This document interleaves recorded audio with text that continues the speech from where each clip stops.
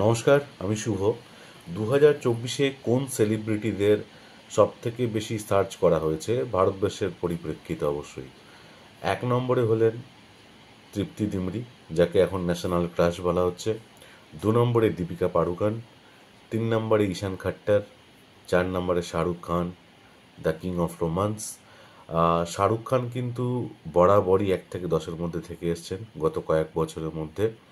5 নম্বরে সবিতা ধুলিপালা। 6 নম্বরে শার্বরী। 7 নম্বরে ঐশ্বরিয়া রাই বচ্চন। 8 নম্বরে সামান্থা রাউত প্রভু। 9 নম্বরে আলিয়া ভাট এবং 10 নম্বরে রয়েছেন প্রভাস। এই 10 জনের লিস্টের কিন্তু আল্লু অর্জুন নেই। যদি মনে করা হচ্ছে যে পুষ্পা 2 অন্তত 3 থেকে 4 মাস আগে, মানে ধরুন আগস্ট কিংবা সেপ্টেম্বরে যদি রিলিজ করতো, তাহলে আল্লু অর্জুনও এই লিস্টে থাকতেন। নমস্কার।